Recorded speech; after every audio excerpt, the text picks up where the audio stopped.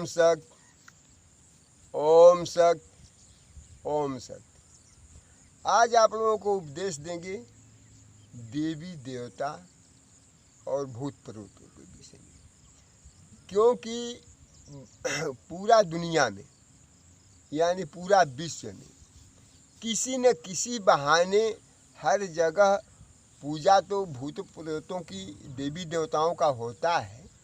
भारत में लगभग ज़्यादा ही होता है, और देशों की अपेक्षा भारत में ज़्यादा ही होता है।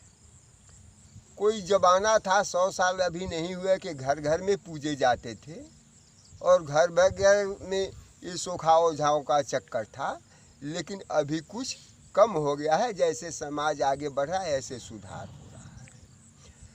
फिलहाल इस पर उपदेश इसलिए दे रहा हूँ कि जो लोग अब भी विश्वास करते हैं या अब भी उस परेशानी को झेल रहे हैं, उनके लिए ये उपदेश मैं दे रहा हूँ।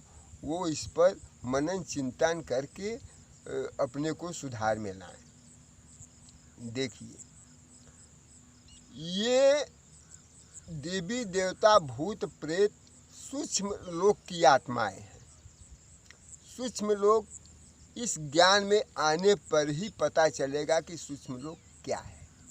ऐसे साधारण तौर से ये आकाश मंडल की आत्माएं हैं।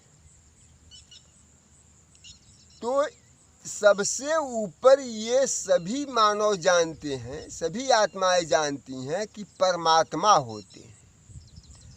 तो परमात्मा के दरबार में जाने पर ये सब लोग उसको छोड़ देते हैं, यानी सब लोग दुख देना छोड़ देते हैं। तो उत्तम तो यही है ना कि परमात्मा के दरबार में आ जाएं और सबसे झंझट साफ हो जाए।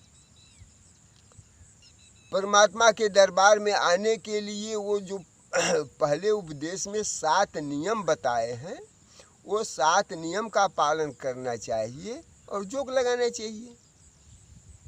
ये काम आप 1 महीना करके देखें।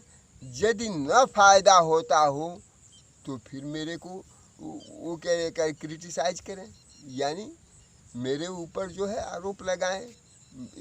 क्योंकि ये बैरागी का उपदेश है, ये परमात्मा का संदेश नहीं, लेकिन बैरागी का अनुभव का ये उपदेश है। ये झूठा साबित नहीं हो सकता। यदि 1 महीने उसको नहीं आराम होता है तो हमको बताए कि आपके इस कर्म से 1 महीने तक आराम नहीं हुआ। नियम पे तो चलना पड़ेगा ना। यदि जल्दी चाहिए और जल्दी, तो 1 हफ्ता तक यहाँ बैरागी के पास आए। 6 बजे आए और 7 बजे यहाँ से जाए। तो 7 दिन के बाद 8वें दिन उनको आराम दिखेगा। 8वें दिन आराम दिखेगा। कर्म वही करना पड़ेगा जो पहले दिन के उपदेश में ये बैरागी ने उपदेश दिया है। कर्म वही करना पड़ेगा, लेकिन 1 महीने के इंतजार के बजाय 9वें दिन उनको सफलता दिखाई देगा।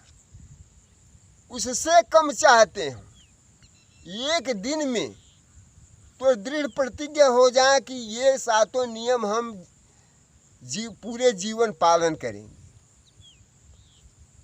और यदि पूरा परिवार आराम चाहता है, पूरा परिवार पालन करे। एक चूल्हे पर जितने लोग रोटी खाते हैं सब लोग पालन करें।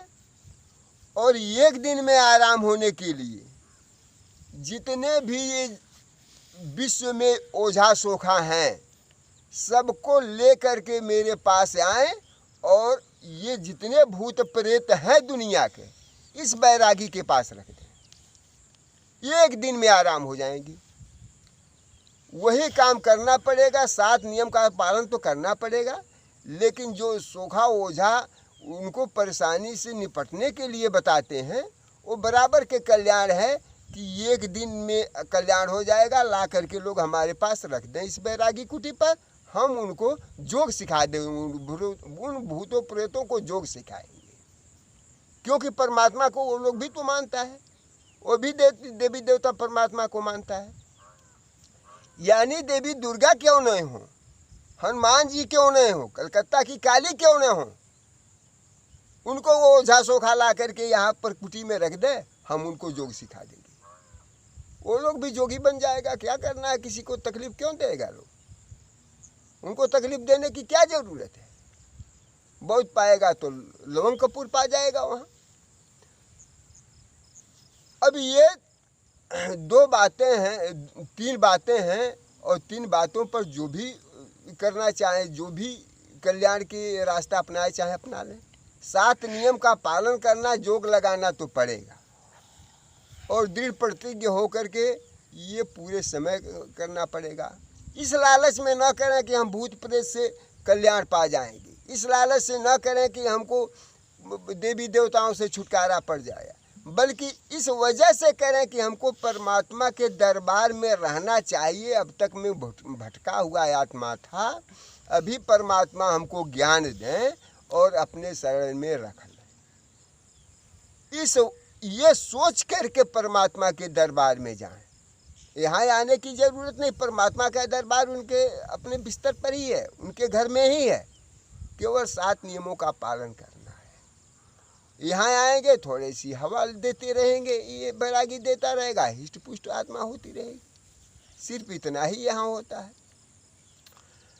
तो 3 बातें हैं, या तो 1 महीना के फल पाना हो तो घर पर ये क्रिया करें, 1 हफ्ता में पाना हो 9वें दिन या 8वें दिन तो बैरागी कुटी पर आ जाएं, और शीघ्र पाना हो तो जो भी ओझा सोखा या चाहे जंत्र मंत्र वाले हैं, इस कर्म को करते हैं, उनको कहिए कि पकड़ करके लाके यहाँ पर कुटी पर रख दें।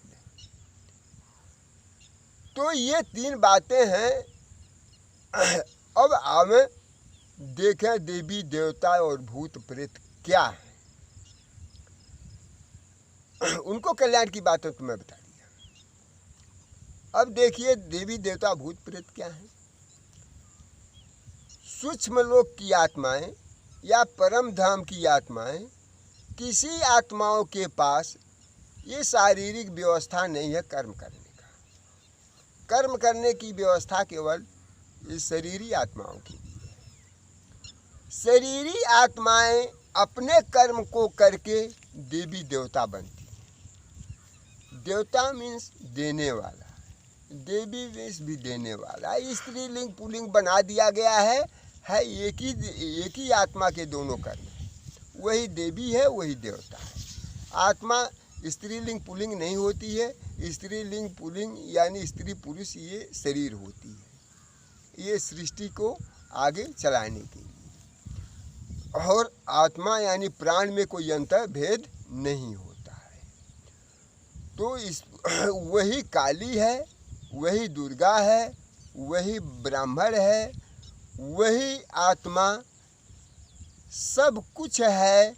यदि अपने कर्मों को पर आ जाती है तो तब, यदि कर्मों पर नहीं आती है तो ये भटकने वाली स्थिति है कि सूक्ष्म लोक की आत्माओं के पीछे कल्याण चाहते। तो वहाँ पर दोनों बातें हैं। अपने कर्मों से तो उसका कल्याण होगा और अपने ही कर्मों से उसको दुख होगा।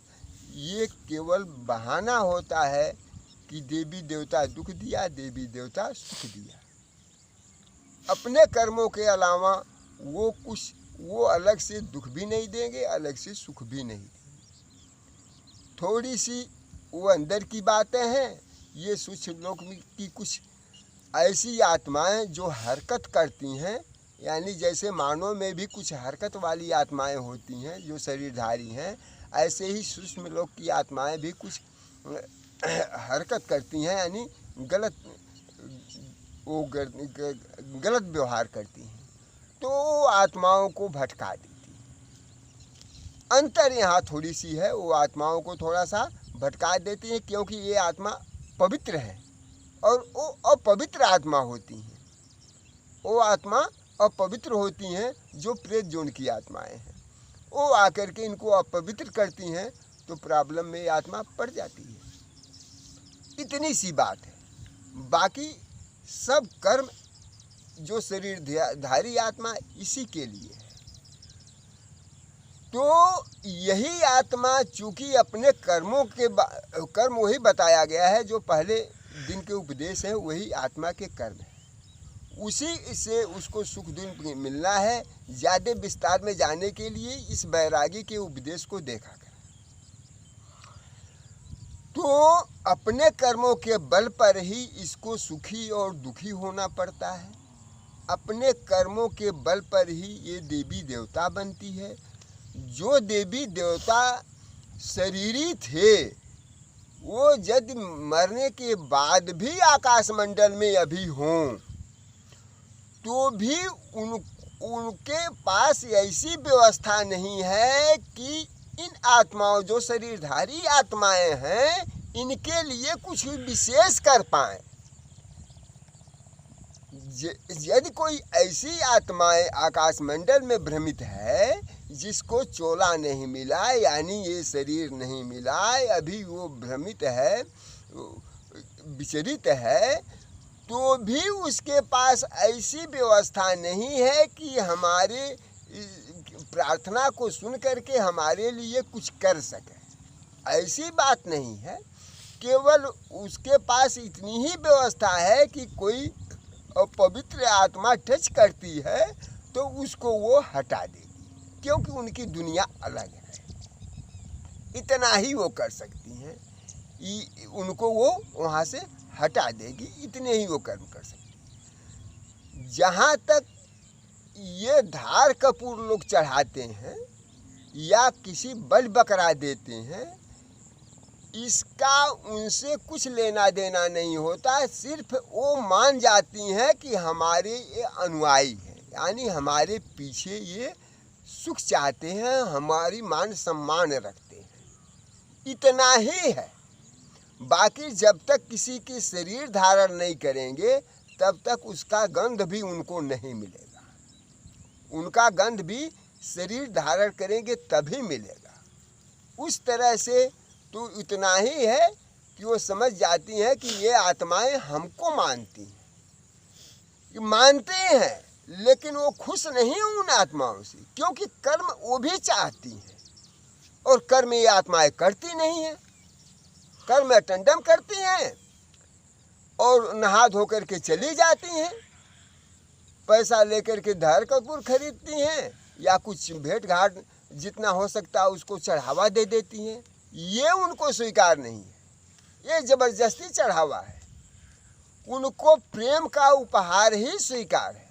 यानी अपने कर्म पर आप आत्मा यदि रहती हैं वही वस्तु उनको मिलता है जब आप जोग लगाती हैं। जब आप लोग जोग लगाते हैं तो वो तरंगे जो आकाश मंडल में जाती है, ब्रह्मांड में जाती है, परमात्मा के दरबार में जाती है, उन तरंगों को देख करके, उस योग की किरणों को देख करके उनको शांति और सुख मिलता है, न कि धार कपूर से मिलता है। धार कपूर से या चाहे तो किसी और चढ़ावे से उनको नहीं मिलता है। उनको इतना ही होता है कि ये हमारे अनुयायी हैं। फिर भी अनुयायी हैं तो भी उनको दुख होता है कि अपने कर्मों पर ये नहीं आती, क्योंकि कर्मों से ही उनको फल मिलता है। तो आज का उपदेश मैं इन आत्माओं के लिए देता हूँ जो भूत प्रेत या देवी देवता को विश्वास करके उनको दुख और सुख की आशा रखते हैं। और हमारी इस आवाज़ को यदि कोई सोखा ओझा सुनता हो वो भी याद कर ले, वो भी सावधान हो जाए कि अपने बाल बच्चों को अच्छी परवरिश देने के लिए इस झंझटों से वो छुटकारा पा ले। अपने कर्मों पर आ जा, परमात्मा उतना ही, उससे कम समय लगता है ये जो लगाने से बहुत कम समय लगता है। और दैहिक, दैविक, भौतिक, ये तीन ही रोग होते हैं, तीन ही दुख होते हैं। तीनों दुख जब चला ही जाता है तो बाकी समय और पैसा खर्च करने की क्या आवश्यकता है। यदि कोई ओझा सोखा दो पैसे कहीं से पाता भी हो तो उसकी बरकत उसमें तो होगी ही नहीं, क्योंकि वो दूसरे धन है, उस धन को तो ज्ञान मार्ग में कहा जाता है ऐसे धन को पैर से भी न छुओ, वो प्रारब्ध के धन है। ऐसे ज्ञान मार्ग में कहा गया है कि ऐसे प्रारब्ध के धन को पैर से भी नहीं छुओ। तो ऐसे धन से उनके बाल बच्चे कैसे पढ़ेंगे, कैसे डिग्री प्राप्त होंगे, कैसे उनको संस्कार और शिष्टाचार मिलेगा। तो यदि कोई ओझा सोखा की आत्माएं हमारी आवाज़ को सुनती हैं तो उचित ये होगा कि और आत्माओं को ये समझाएं कि आप लोग परमात्मा के दरबार में आ जाएं, अपने कर्मों को करें और योग लगाएं। योग से ही सब रोग जाते हैं। इसके अलावा ये जो जिनका ये पूजा करते हैं ये भी धार कपूर से तो खुश नहीं होते, इनको बलि बकरा नहीं चाहिए, इनको भी यही कर्म चाहिए।